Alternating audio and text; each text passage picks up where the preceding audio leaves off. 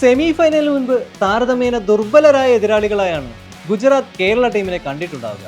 സമീപകാലത്തൊന്നും അത്ര മികച്ച ട്രാക്ക് റെക്കോർഡുകളില്ലാത്ത ടീമായി കേരളത്തെ അവർ എഴുതി തള്ളിയിരുന്നു. ഗുജറാത്ത് ടീം ഇതെല്ലാം മനസ്സിൽ കാണുമ്പോൾ മറുവശത്തൊരു ബുദ്ധിരാക്ഷസൻ ഇതെല്ലാം മാനത്ത് കാണുന്നുണ്ടായിരുന്നു. അതെ, പറഞ്ഞു വരുന്നത് കേരള ക്രിക്കറ്റ് ടീമിന്റെ പുതിയ കോച്ച് അമേയ് ഖുറാസിയെ കുറിച്ചാണ്.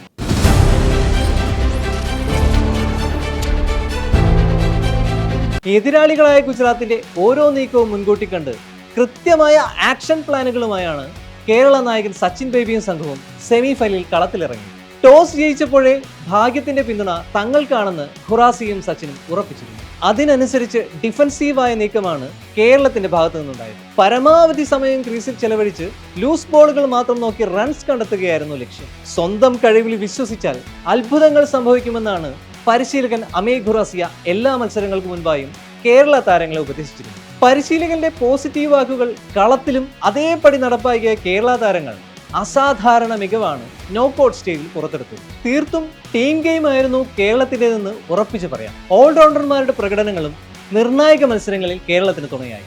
ഒരിക്കൽ രാജ്യത്തിന്റെ ആകെ പ്രതീക്ഷയായിരുന്നു ഈ മധ്യപ്രദേശുകാർ. ഇടങ്കയൻ ബാറ്ററും സ്പിന്നറുമായിരുന്ന അമേയ് ഖുറാസിയ 1999 മുതൽ 2001 വരെ ഇന്ത്യൻ ദേശീയ ടീമിനായി 12 ഏകദിന മത്സരങ്ങളിൽ കളിച്ചിട്ടുണ്ട്. അരങ്ങേറ്റ മത്സരത്തിൽ ശ്രീലങ്കയ്ക്കെതിരെ 45 പന്തിൽ നിന്ന് 57 റൺസ് നേടിയ അമേയ്ക്ക് ഗംഭീര തുടക്കമാണ് ലഭിച്ചത്. ഈ താരം ഭാവിയിൽ വിനോദ് കാംബ്ലിയുടെ പിൻഗാമിയാകുമെന്ന് വരെ പലരും പുകഴ്ത്തി.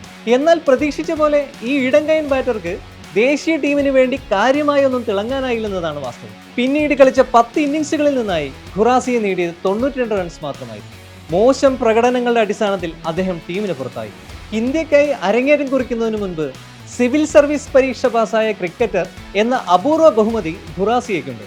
ഇന്ന് അദ്ദേഹം Indian customs and central excise വകുപ്പിൽ ഇൻസ്പെക്ടറാണ്. 1999 ഇന്ത്യൻ ലോകകപ്പ് ടീമിൽ ഉണ്ടായിരുന്നു എന്നത് ഒഴിച്ചു നിർത്തിയാൽ ഖുറാസിയുടെ അന്താരാഷ്ട്ര കരിയർ ഒട്ടും ആകർഷകമായിരുന്നില്ല. അതേസമയം ആഭ്യന്തര ക്രിക്കറ്റിൽ അദ്ദേഹം കൂടുതൽ മികവോടെയും സ്ഥിരതയോടെയും കളിച്ചു.